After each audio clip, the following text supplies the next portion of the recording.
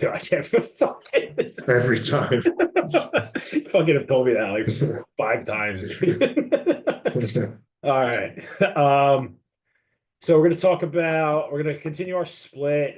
For anyone that didn't listen last time, me and Matt decided for like one of the tops we're gonna do over the next couple months is we're gonna do like a bodybuilding split, and then we're gonna do like a female split, a 5 day for both. So last week we went over push, right? We did chest, shoulders, and triceps. So tonight we will do pull, right? We said back and biceps. So I'm going to share my screen for anyone on Instagram. You're not going to be able to obviously see this, but let's see. Okay. All right. Can you see my screen? All right, cool. So let's pull this up here. All right. So, all right. So when we look for a pull workout, right, we're doing back and biceps. Typically, what do we Yeah. what do we want to start with? Yeah, and again, just for those joining, wasn't here last time. Obviously, when we're designing a split for somebody, it's going to be completely individual to that person, right? Because maybe Steve needs more lat width, but he has like super developed mid back and upper back, right? But I have a really underdeveloped upper and mid back, but I have really good lats. That back day is going to look a hell of a lot different for me to Steve. So again, this is just like broad stroke. You want to put it on size on your back, right? So personally, I like to program a pullover type movement as a first movement, really just so you can get that connection with your lat. Because it is, it's one of those movements you could really feel, right? Um, so that's typically what I would start with 100%. in So terms of rep ranges. This is one where like I think a lot of people do go like pretty high on the reps on these, dude. Like I like to push progressive overload on pullovers. yeah, So like I'll put the rep range at 10. And I'll do two top sets, maybe an intensifier. yeah. I will. I like the start of the pullover always. I like start with this, whether it's a machine or a cable. Sometimes I'll put like, hey, if you have the luxury of having like a pullover machine, fucking do it. You know what I mean? But a lot of the time, like they don't, right? So like I'll do a cable. Do you do a machine or do you do the cable? Out of convenience because I superset them with pull-ups, I use the cable. Okay, But yeah, that's what I do too. I do prefer the machine. Like the only machine I don't recommend is the hammer strength pullover. Yeah. I really dislike that one. I don't think it's a very good piece. So for this, I'm going to put cable or machine if available. So I agree too with the reps, right? I might tell someone like do a warm up set or two of like 15 to 20, get that feel in there, get the nervous system going, and then I'll have them do like 2, 3 sets of like 10 to 12. Yeah, So agree. I'll do 1 to 2 warm up sets, 20, and then we'll do 2 working sets, 10 to 12. Cool. All right. So now, again, like we said, we're just kind of generically putting this together. Like Matt said, if somebody needs more thickness versus more lat width or something like that, we might program another row versus a lat, bias movement. So for the sake of this, I look at this, I'm like, maybe we go to another lat movement after this. Yeah, my mind immediately is the lat pull down variation. I was going to say that. So a machine, If a I were cable. to, if you were to pick one, yeah, well, would you pick like a plate loaded machine, or a cable? And what type of pull down would you recommend? So I typically like to have these like something that's like unilateral. So something you can work individually. So you could do a plate loaded machine or a cable and I feel like hit them both. I just feel like it's do you want someone to be overhand, underhand, right? Like if they have access to like that underhand hammer strength throw, that thing Yeah, is that's one of the it's best. phenomenal, right? So Because it's what's funny, dude, is like I love pull downs. I love all I variations of agree. pull Yep. downs. I even program just regular grip pull Yep. downs. Like Yep. it's great fucking movement for lats. But on single arm, I like machine better, which immediately hammer strength underhand or the Nautilus explode. Yep. I agree. Um, the one of either of those. But on double hand, I much prefer cable. I don't know why. I would agree. So I would say if you're doing like a traditional pull down, put a normal bar on a cable, right? As long as you're doing them right. And like if you're a client of ours, we're gonna of course we make sure you're like doing things correctly. But as long as you're actually pulling down to work the lat and not like your upper back, right? Because we see a ton of people like going like this on all right. It's all about elbow path, It's all about elbow really. Yeah. path, right? So um I'll tell somebody usually like a machine. I just feel like it's easier because we're not physically there in person as coaches that their elbows are going to be in a better place to hit the lat. You know what I mean? On the machine as opposed to like a cable. You know what I Mhm. mean? So I agree. If it's a single arm, I'll tell them to just do like a machine if they have access to it. Obviously, if they don't, of course, you tell them to do a cable.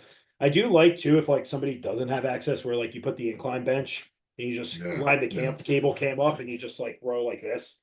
yeah. And I feel I like agree. that mimics that Cybex machine you were talking about very well. Um, Yes. so for sake of this, you want me to just put single arm Yeah. pull down? We could put machine or cable realistically. Mhm. And reps for this, I'd say probably 3 sets. Again, maybe 10 reps. Yeah. Yeah. All right. So now, sure, both our minds right away go now to a rowing movement, right? Yeah. So what do you think? Like a chest supported? Yeah. I mean, there's a lot of ways you could go with this one, right? Yep. Because you could even hit a little bit more lat. Like we're already hitting basically 4 or 5 working sets of lats here Yep. between the two movements, but you could hit like some type of row. Because realistically, I mean, you're gonna hit your mid back on a row as well. Or we could transition to like a chest supported like upper back row or something. Yep. It's kind of tough. There's a lot you could do here. I think one thing I've been getting in the habit of doing, which is something you're probably gonna be shocked, is like it's something that we didn't typically do like when you and I worked together, but I've actually been putting in like one free weight movement in there, Yeah. or so something that's just going to actually load the lower back a bit, Yeah. spinal Of course. Yeah. erectors. Yeah. Yep. Like if I were to pick one movement, like some variation of the T-bar row machine that is not chest supporting, Yep. I just think you're able to get a better stretch than a regular T-bar row, Yep. and it's still putting load on that whole back. Oh yeah. Of course. I agree. Yeah. I mean, I'll do them sometimes too. I'll put like the handle in front of the bar, like so it has like different grips like this. But I like a Mhm. wide grip, obviously. Um, but yeah, no, I mean, I do agree. I think those are great. I think, like you said, there's so many ways you could go about this. You could have somebody do that. You could have them do a chest supported row. Like obviously, you tell us, as advanced lifters to do that. We know how we're connecting with our back, right? We know where to drive the elbows to. We know how to row. Whereas like somebody might not know to keep their chest up, right? They might be more rounded. I feel like with if it's more of a beginner, then I would typically probably just put like a chest supported row in there. You know what I mean? Yeah. Depending on the individual, but like you said, both of them are going to work like the upper back. It's just when you know how to row and get that mind muscle connection, and you're doing like a free T-bar row or a free barbell row, like you said, you're going to load the erectors a fuck ton too, which is an added benefit. So, Yeah, yeah, yeah, I mean, definitely. all right. So, what do you want to put here? T-bar row. Yeah, T-bar. You want to put wide grip? yeah. And what do you do here? Typically, what would you say for sets, reps? 2, 8, 10. Yep, perfect.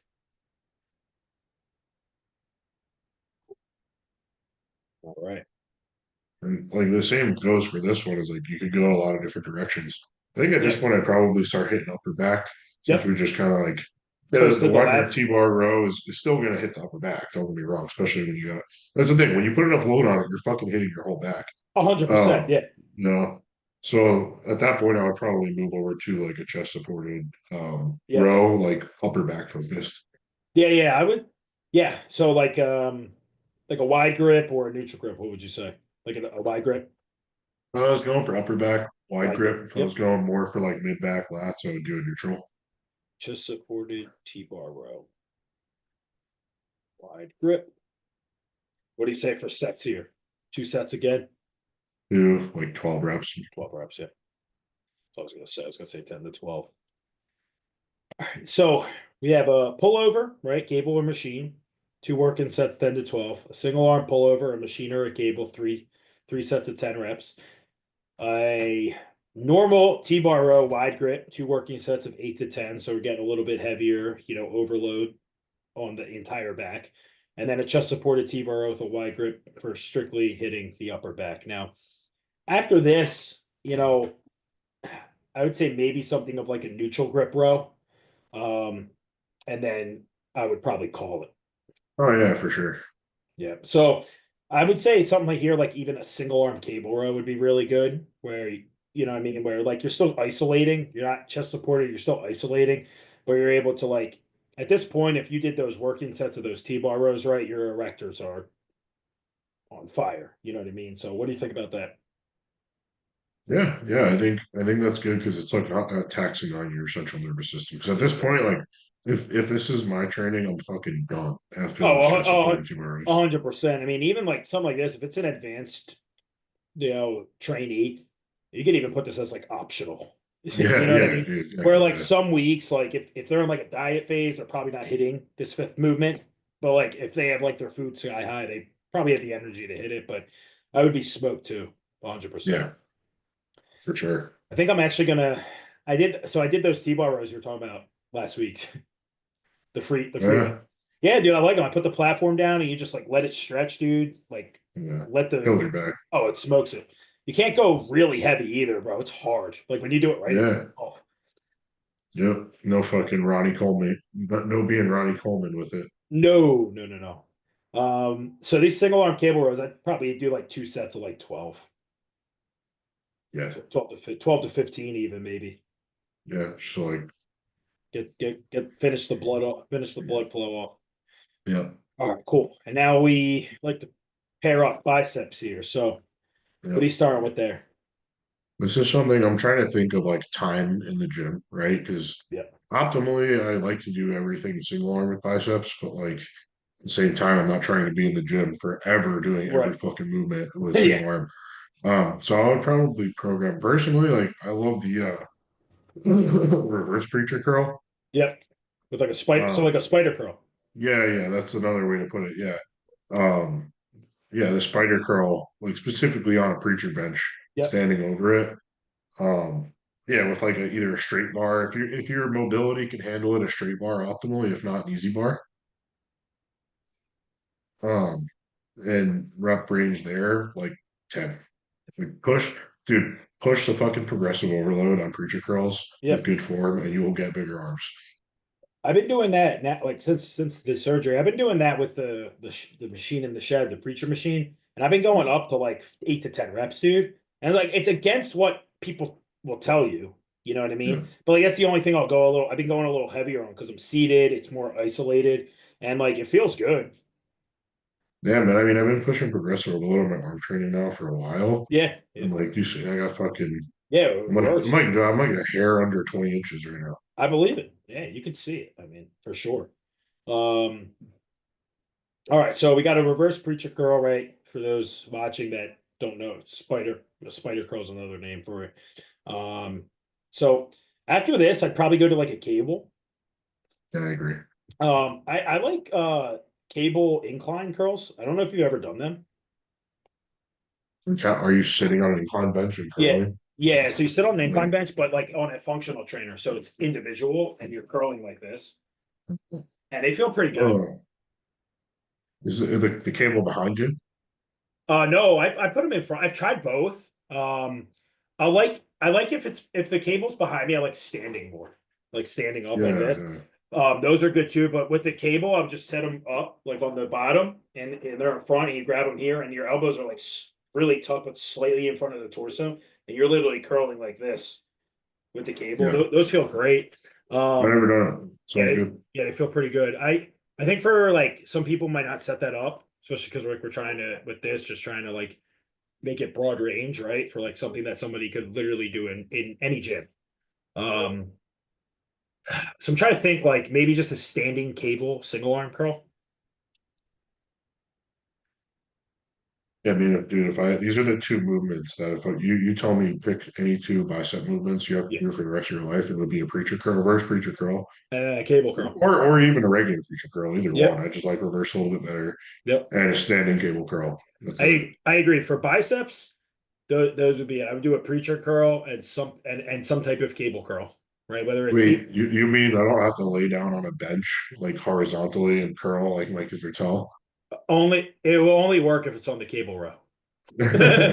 Um, yeah, for sure. And then with this, I would probably tell somebody to go a little higher reps just because we kind of went heavier on the preacher. Yeah, Just because I you're getting a agree. little bit more tension with the cable. So I'd probably tell somebody like go like 12 to 15 on here. Yeah, Cool. And honestly, if you do those 6 sets that we just said, right, your biceps are smooth.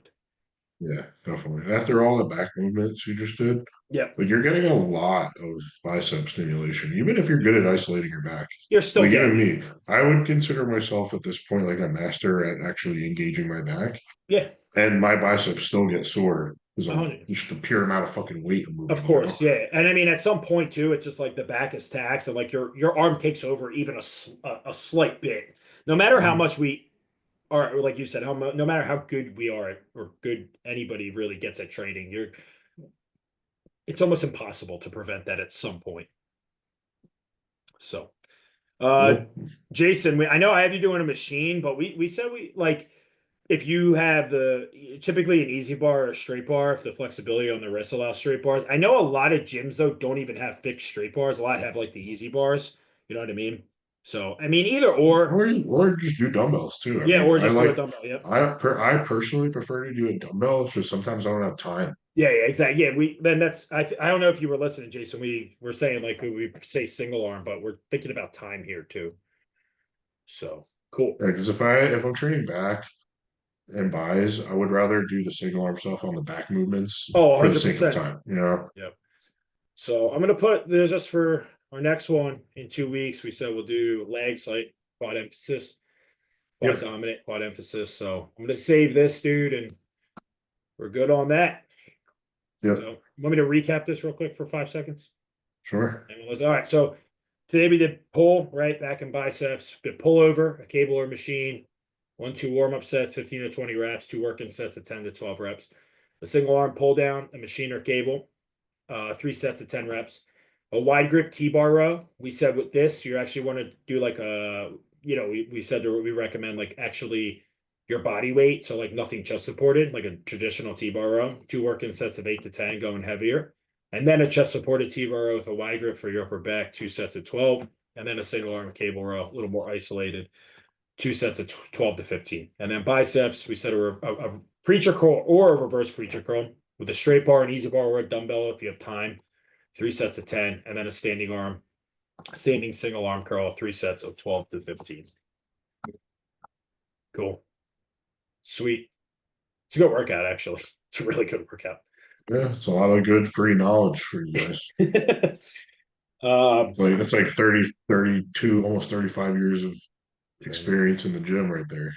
yeah, yeah. And you see a lot, like you said too, like when we got your pro card, a lot of your back training, we had like a lot of isolation stuff. And it's not saying it doesn't work, but like you said, when you get to an advanced level like you're at, right, where you know how to train and you start to do T-bar rows like that, you get away with like overloading your entire fucking back like your erectors too. You know what I mean? I bet you, like, you know how barbell rows is one of those movements that, like, you could see kids like throwing around 315 with. Yep. Like, I guarantee you, if you put like a machine on my back that measured the amount of muscular contraction with 225 on a barbell row, Oh, dude, it would I be bet you like it's probably 95 to 98%. It's gotta be. right, like yeah, like it would completely destroy anybody. Like, unless of course there's somebody that has the same connection rowing 315, right? There's plenty of guys like that, Oh right? yeah. But like I could Yeah. kill my back with 225. I do 2 sets and I'm like spent. I've been doing if I do a barbell row, I do it on the Smith, and you know how heavy that fucking Smith machine in the shed is. And like I sometimes I even just go a plate and a quarter, dude. Like, because it's so fucking heavy, man. It's like 2 plates on there. I can't maybe do more than like 6 to 8 solid, slow tempo holding reps. Like, I'd rather do that extra 2, 3 reps of just squeezing the shit out of my back. But awesome. So next up, we talk about lab work.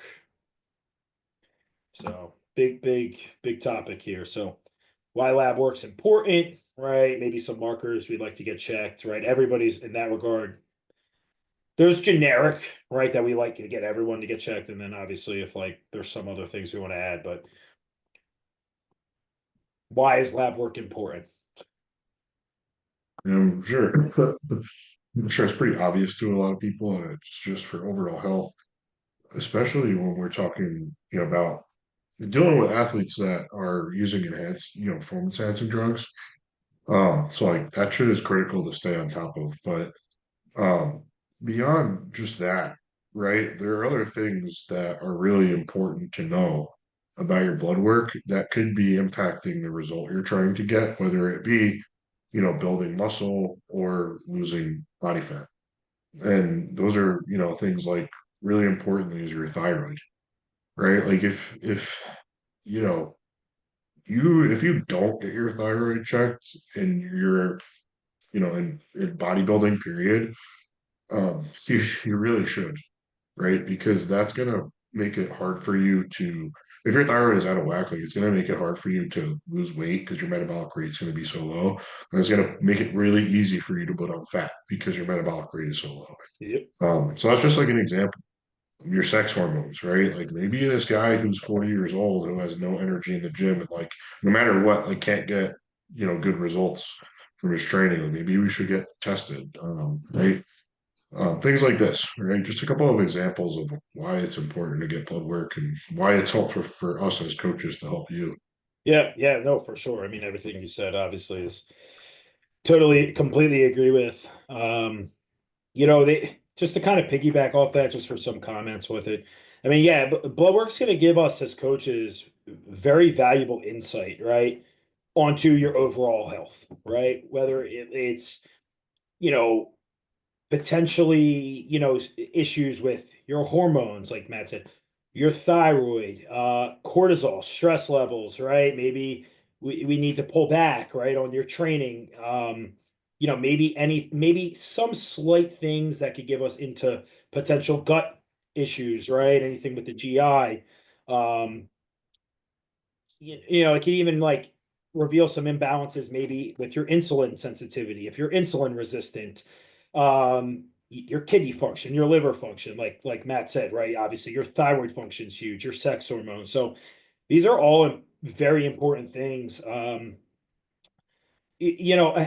me, I would probably say like for you, dude, like how many times would you say you want an average client, a lifestyle client, say, for example, to get lab work Lifestyle? a year? Um, if this is somebody who's healthy and getting the results that we're looking for, it's a lifestyle client, Yep. probably a minimum once a year. Yep. Minimum. Yep. Um, if this is somebody who is making like drastic changes to their body, whether it's, weight loss, weight gain, if there's somebody that's just trying to build muscle, like I would want to see more lab work than once a year because we Yes. don't know how things are progressing. Because anytime you're making a big change, whether it's up or down in size, you're gonna have some type of change to your blood work. So Absolutely. so yeah, at very minimum once, right? Because Yep. we do have to be realistic. It's not like it's that cheap. Not everybody has health insurance. If you Yep. live in New York, it's like fucking impossible to get blood work for Yeah. whatever reason. And Jersey's a close second. Yeah. So Um, yeah. So, all what right. about So, you? yeah, no, I mean, um, we went over obviously like why it's important, right? Broad range. Now, in terms of how many times, definitely once, right? Like you said, ideally, I would love twice. You know what I mean? I would love it like every 6 months. Kind of allows us at that point, like where a 6 months, I feel like is a good range where we have been doing something consistent for a good amount of time at that point, whether we're trying to go up or down, like you said, right? And like you said, no matter how we want to slice it, shit's going to change, right? Whether you're going up or down, right? So say in that 6 month time frame from say January to June, we'll call it, right? The first half of the year, Matt or I is feeding this individual up with food, right? We just got their lab work, say in October. or September, they wanted to say start dieting down. We have a baseline. It shows insulin resistance. There's none. Glucose is perfect. Um, but their thyroid, slowed down a bit, right? There's some down regulation there. The TSH went up, T3, T4 is low. Um, Maybe their body was under stress. Reverse T3 was a little high. Cortisol was showing a little high out of optimal range, and we start to feed them up. I'm definitely going to want to see lab work when food's at its peak, say, and that takes, the next 4, 5, 6 months to build up to see the changes, that progressed with lab work. Like maybe your lipids got a little worse as food went up, right? um, but maybe your thyroid got better because it was being fed more, right? So like Matt said, again, there's so many different changes that can occur if you're going up or down, but definitely every 12 months for sure. In a perfect world, I'd say twice a year, right? Pending the situation and the phases we have them in. So Yeah, yeah, um, yeah, I agree, definitely. now a competitor, way different. um, Yeah, Go ahead. but yeah, no, it's just the risk that we're taking when you use PEDs, so of course you have to get blood work. Yep. Um, I think definitely after so my golden rule is, I mean, like 6 weeks after a cycle. Yep. Now, if there are reasons I need blood work during a cycle, I'll request it, but there likely needs to be a reason for it. You know what I Of mean? course. Yep. Um, I think there is it's good to, if you have, let's say, like more an advanced level athlete that you're pushing drugs harder than you would like a normal athlete. Yep. um I think it would be smart to get blood work at the peak of that cycle to get a sense of what a baseline looks like Yep. when you are pushing, Yep. because your blood work is going to be significantly different at that point than it is 6 weeks after your last shot of the cycle. Yep. That way, going forward, you can get it tested again when you're, pushing even more than you were the previous time, if that's what you do, right? And you get a sense of, okay, his blood work is the same, or oh shit, his blood work is worse, right? Yep. Yep. Yep. I think these are things at an advanced level that you might want to think about doing. Yeah, 100%. And like Matt said, 6 weeks after a cycle, I think it's a really good time too, right? Whether that's a off-season cycle, a prep cycle, right? Um, you know, I 6 weeks is a good spot. I usually tell people, listen, sometimes like LabCorp Quest, like there's no fucking appointments, right? And like walk-ins are a bitch, right? So like anywhere between that 6 to 8 week mark, I'm okay with, right? I would prefer like anywhere between that, right? You don't want it to go too long, but you also don't want it to be too soon. So I do think that like 6 week mark is like that perfect sweet spot where like you can still see if stuff's still affecting the body, but there's been plenty of time for clearance, right?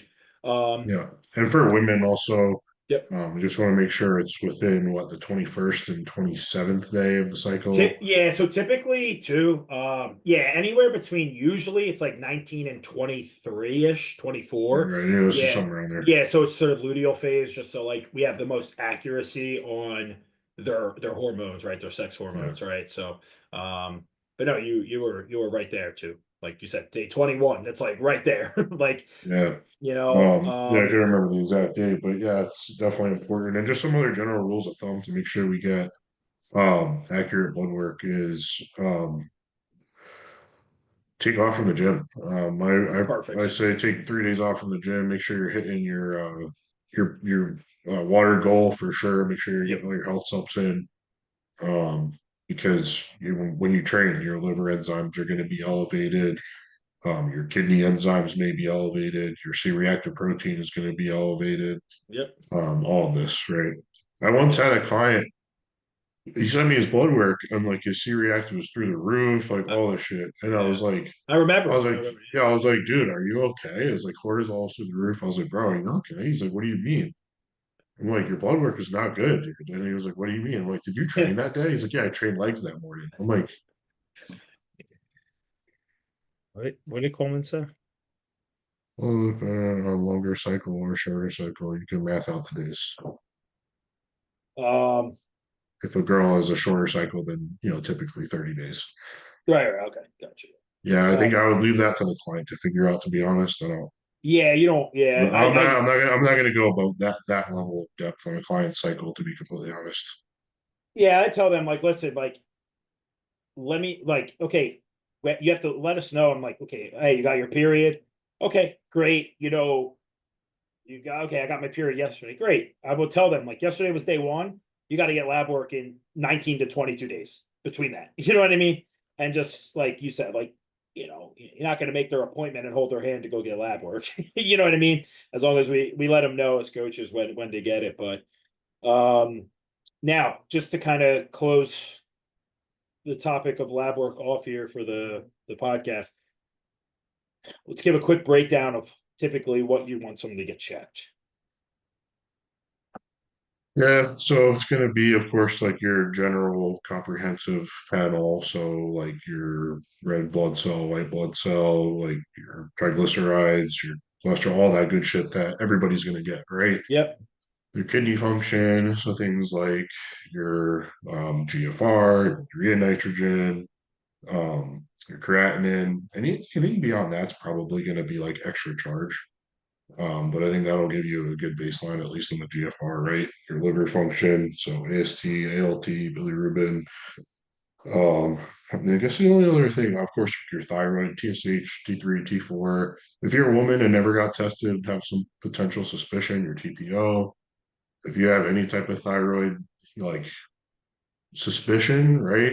If you've had weird blood work in the past, your reverse T3 or reverse T4, I don't think it's necessarily necessary if T3 and T4 are fine. Uh, your sex hormones, Yep. right?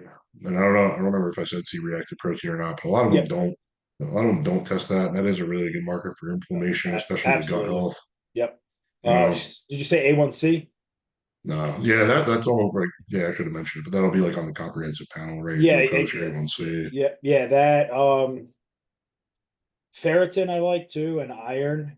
Um, I like both of them, and then I also like cystatin C for some people.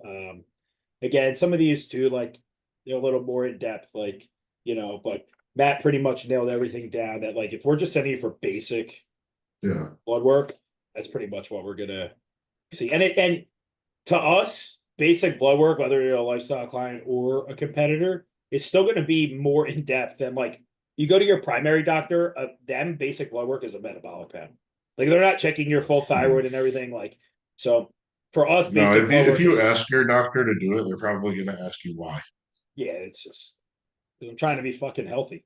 Yeah, it's like, Like, shut the fuck up. My insurance is paying for it. yeah, Read the script. fucking ridiculous. Okay, so next, we want to talk about peri workout nutrition, right? What is it? Why it's important, and just some basic tips on structuring it. So, Sweet, I like it. That's a good topic.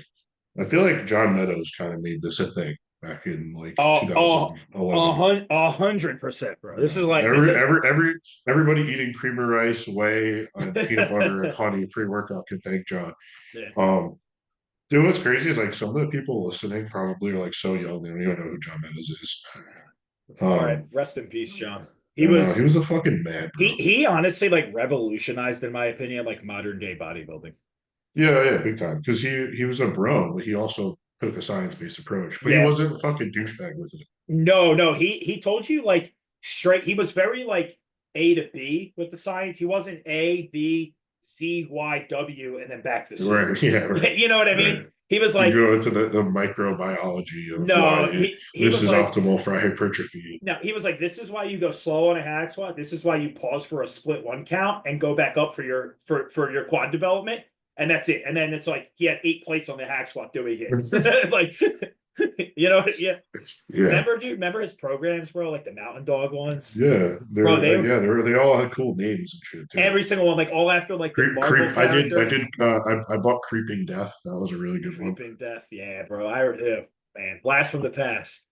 Yeah. But Um, anyway, peri workout nutrition. What is it, right? So yeah, what is peri workout nutrition?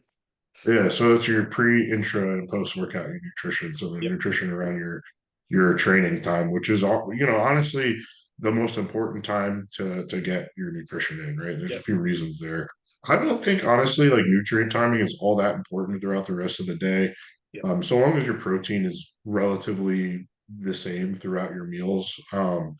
I think there could be arguments to be made for like bigger meals at night to keep you satiated during sleep. And if you train in the morning, it's more food. Or there is data that suggests that not having any carbs and a high fat, high protein breakfast increases your insulin sensitivity, right? But these are things that are so like Minute. yeah, so minutia that like I don't know, like I personally don't do these things with clients. I might try them in a prep if I need to like really get a Right. response from somebody. The food at night I do if somebody trains in the morning. But anyway, I'm going on a tangent.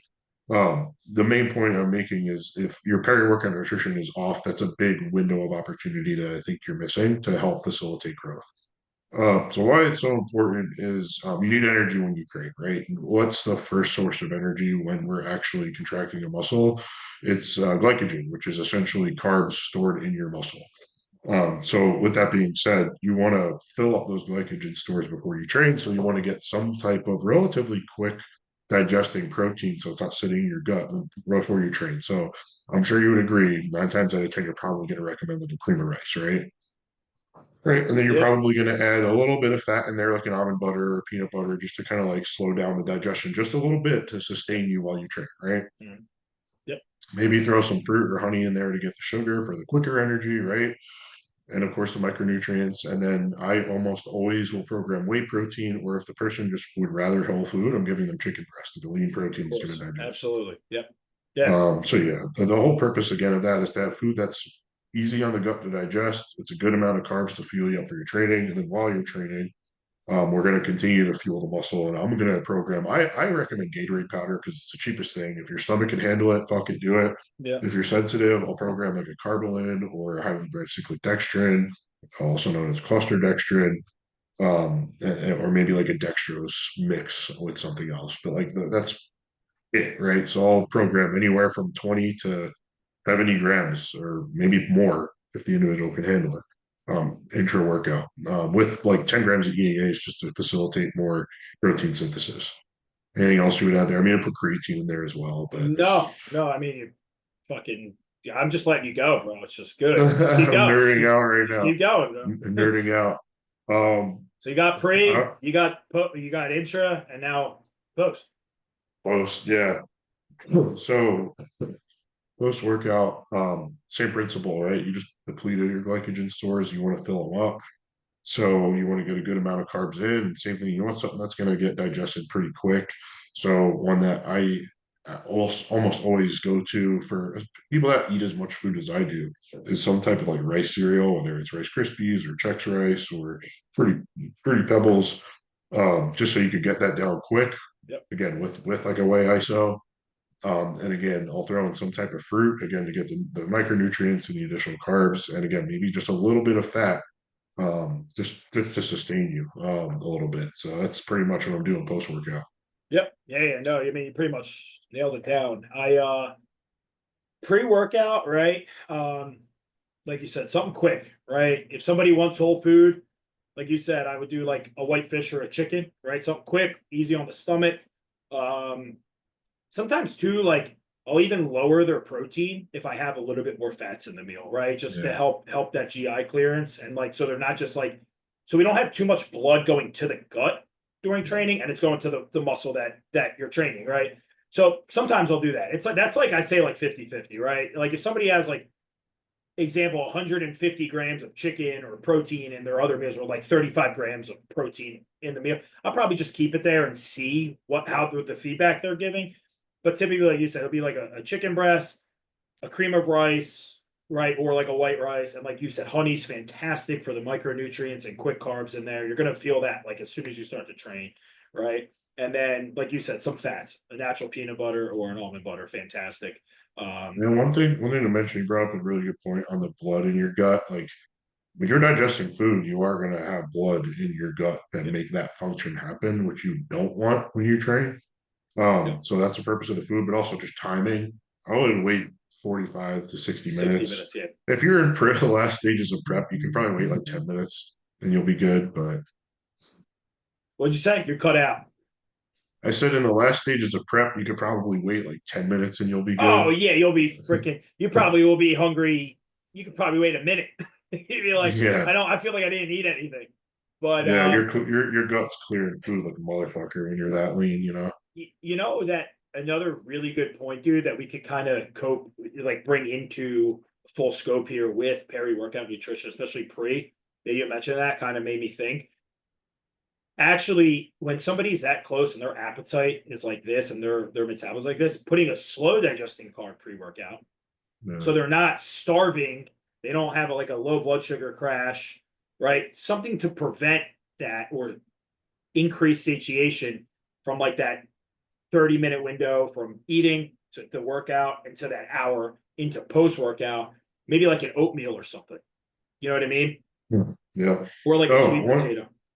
that's a really good point. Sorry, I don't mean to cut you off. No, you're good. When Go ahead. you finish your point. No, because it's something different. It just came to mind. Yeah. No, I was saying like you could do like a whey or and like a whey and an oatmeal, right? Something slower. I wouldn't do that when like somebody's food's sky high and their appetite's, I don't know, a 3 or 4 out of 10. But like when the appetite's a 12 out of 10 and you're 2, 3, 4, 5, 6 weeks out from a show, like you were saying, maybe something slower in there to help that satiation last a bit longer. I mean, when like you said, they're clearing out food like left and right. I would maybe do something like that. Yeah, Um, I think that's fair. yeah. Um, Sorry, what were we saying? no, what I was gonna say is another important piece with peri-workout nutrition, and we're talking about very advanced individuals, is insulin, right? We're talking about nutrient uptake when it comes to glycogen. Insulin is a great tool, like a fast acting, like a Humalog or Novolog, um, pre and post workout. I was at a point at one time with you where it was pre at a post workout shake in a few units, and then a post workout meal with a few more units, right? So it is It works. again for the advanced people automatically hear insulin and they like freak out like, oh, you're crazy, you kill yourself with that shit. Like No, you got to know how to do it. you have to be a fucking moron to kill yourself with You insulin. do. Like actually you have to be a fucking idiot. Um because like I've even taken dosages of it that would it be a lot to like, probably other pro bodybuilders or people my size, but to me, what would seem like a lot, like I've taken upwards of probably like what 30, 35 units in a day, and like that would freak me out. And I felt nothing from it. You know what I mean? When I Yeah, hear yeah. it, it would like freak me out, but I felt nothing from it. But at the end of the day, why do fat people get diabetes, type 2 diabetes? It's Because because they're fucking hammering their thyroid, their yeah, pancreas. yeah, and yeah, they're eating. They're insul. They make themselves resistant to insulin, so their body is just at that point doesn't know what to do with it, right? And Right. that when they eat, it's just they just have no.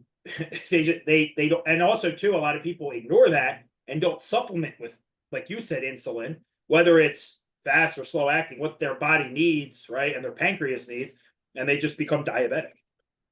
Yeah, and like Yeah, what is it? What do we do as bodybuilders? yeah, you're right, Same and fucking thing, it's you the know? same fucking thing, except that that insulin, like you said, is thrown in there to aid in our pancreas not having to overwork Yeah, and eating 300 grams of rice 4 fucking times a day in the peak of an off season. Of course, you're gonna fucking get some insulin resistance. You know what I mean? Your body is not meant to eat that much, so that's like you said. You have to be like an idiot to fucking kill yourself with insulin. You do. Like yeah, there's no is you don't hear of bodybuilders dropping dead from insulin usage. You know what I mean? You don't, bro. Like you have to literally like not listen to if your coach tells you 10 units and you pull to the 100 and thinking that yeah. I that's 10, mean, like that's on you. You yeah, know what I I mean? agree. You I agree. know, um, Like if you're not intelligent to like understand the risk of if you don't dose this correctly, you might die. Like you're not mature enough. You're not ready to take something like that. And it's 100%. just not worth it at that point, dude. You don't need No, it. no. Also, too, real quick, just to kind of finalize this with the peri workout nutrition with insulin too. We're only going to use it as coaches when we feel it's needed. When you can build somebody's food so high, so people listening, like you're not going to be eating 200 carbs a day using fucking insulin. You know what I Right? mean? Yeah. Like we're talking like Mac and House fucking 800 grams of carbs a day. Something that's going to need insulin. Like I've gotten my off seasons, in my mid 20s, even late 20s, were fucking 6, 7, 800 carbs a day. Like shit like that is when you would implement something like that, you know? So don't think like, hey, like, this is, I'm only eating 100 carbs. You're not going to be using insulin. You don't need it. You know what I mean?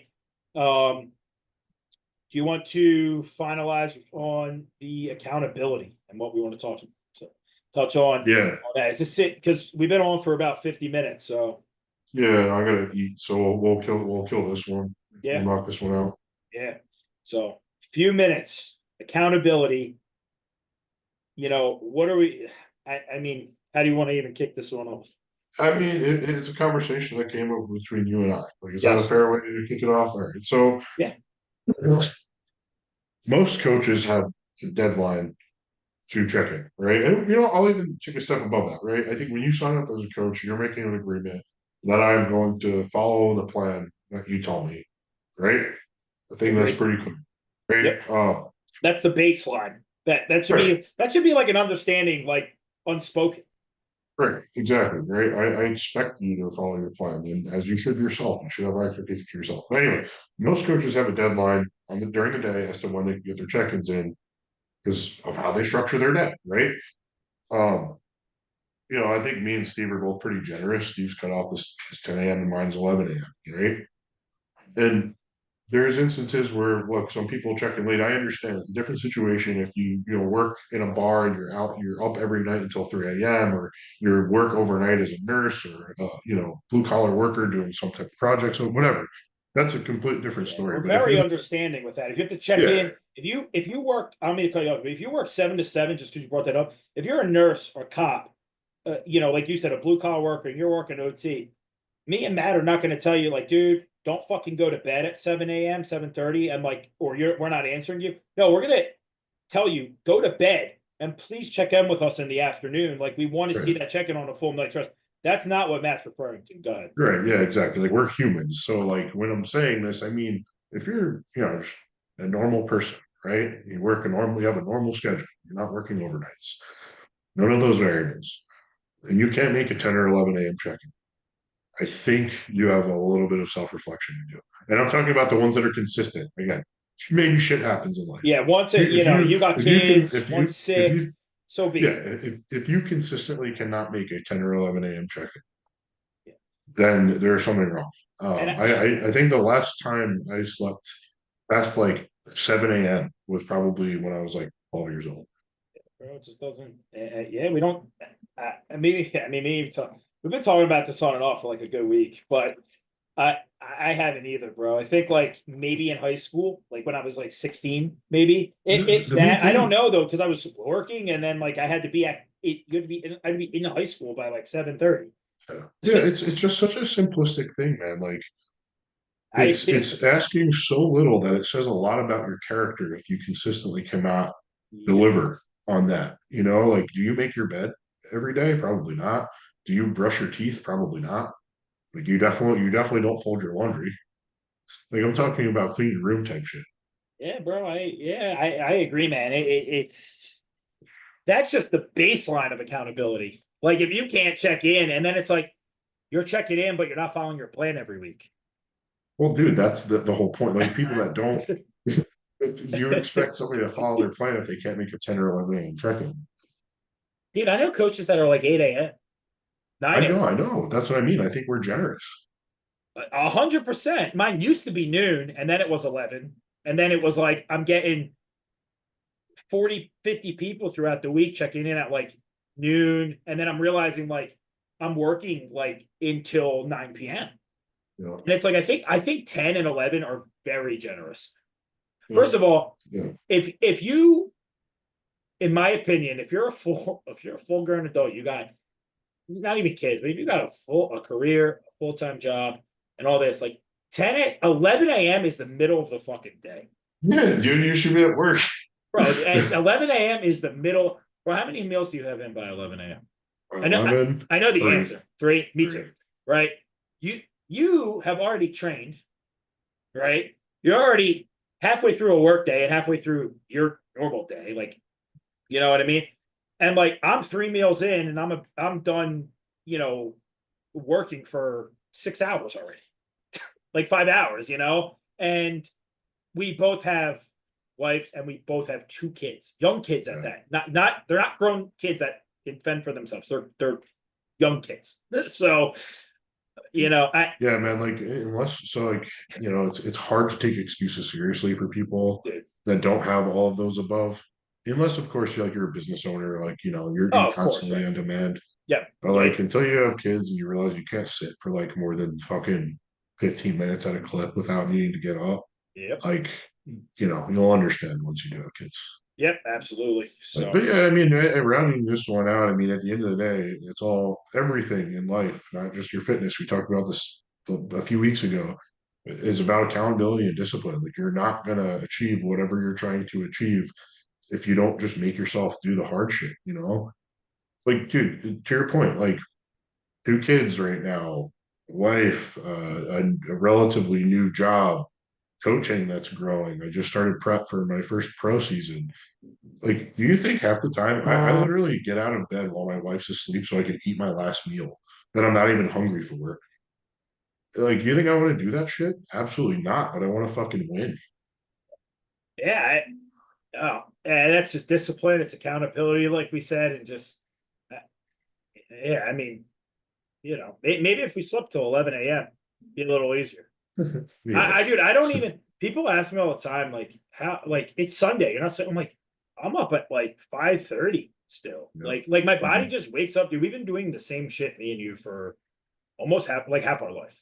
Yeah, dude, I'm clapping cheeks before the sun rises on Sunday, man. I'm ready to go. Yeah. Oh God. On that note, All right, guys. thanks for watching. I'm gonna have the one from 2 weeks ago is on YouTube, actually. I'm gonna have this one probably up tomorrow for everyone that wants to watch. I'll have it on Instagram. I'll tag Bat, so it'll be on his page too. We'll have the links on there. And yeah, I appreciate everyone listening. Thanks for stopping in. Later, guys. Bye. Let me stop this recording real quick. Hold on.